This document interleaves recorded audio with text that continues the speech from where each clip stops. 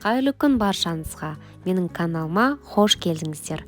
Бүгін сіздермен түрік асханасы мәзірінен болшка тәріздес орама бөлектің тағы да бір рецептісімен бөлісетін боламын. Каналыма тіркеліп, лайк, комментарий қалдыра кетіңіздер. Ең алдымен құрғақ ашытқымен жұмыс жасайтын боламыз. Жылы суға қант, құрғақ ашытқыны салып, бетін жауып, аздаған уақытқа қалдырамыз. Көтеріліп болған соң ыдысымызға сүт, су, май және жұмыртқаның ағын, қантымызды, тұзымызды барлығын салып араластырып аламыз. Және ұнымызды да екі бөлікке бөліп қосып алатын боламыз. Алғашқы бөлігін қосып, араластырып, және көтеріліп тұрған апорамызды қосып барлығын араластырып аламыз. Енді ұнымызды да осы уақытта қосып, барлығын жақсылап араластырып, жұмсақ қамырымызды илеп дайындап алатын боламыз. Қолға жабыспайтын, өте әдемі, жұмсақ, нәзік тестамыз дайын болады. Дайын болған қамырымызды бетін жауып, жылы жерге көтерілгенше қалдыратын боламыз.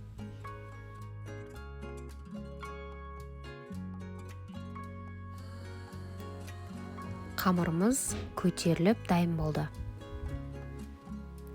Енді жаятын жерімізге аздап май жағып, қамырымызды жайып алатын боламыз. Ешқандай оқтаудың, ұнның көмегінсіз қолмен жайып алатын боламыз.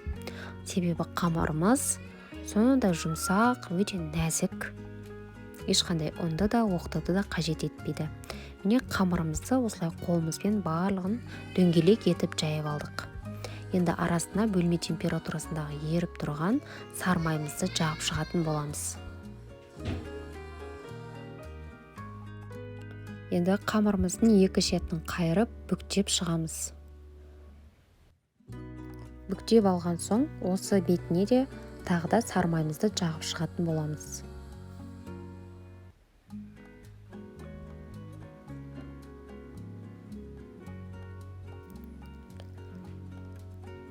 Енді осы қамырды тағы да ортасынан бір бүктейтін боламыз. Қолымыздың икемімен қамырды икемдеп, барлық шетін тегістеп, бір тегіс етіп, қолымызбен жайып аламыз. Енді дайын болған қамырымызды соломка етіп, міне ұзыннан жіңішкелеу етіп кесіп шығатын боламыз.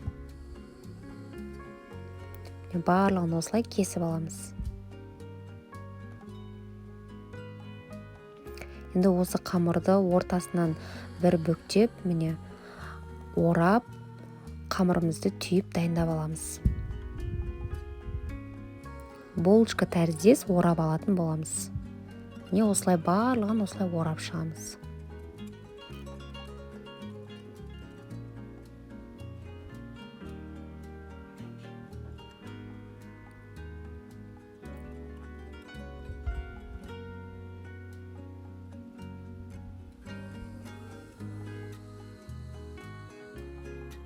Енді осы дайын болған бөректеріміздің бетін жауып, көтерілгенше азғана уақытқа қалдырамыз. Екі жұмыртқаның сарысына аздап сүт қосып, бетіне жағып шығатын боламыз. Бетіне өздеріңіздің қалауларыңыз бойынша күнжіт немесе мак сепсеңіздер болады. Мен осындай күнжіттерді пайдаландым.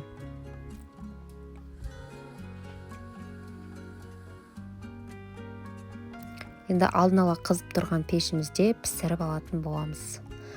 Сондай әдемі, жұмсақ, нәзік бөректеріміз дайын болды.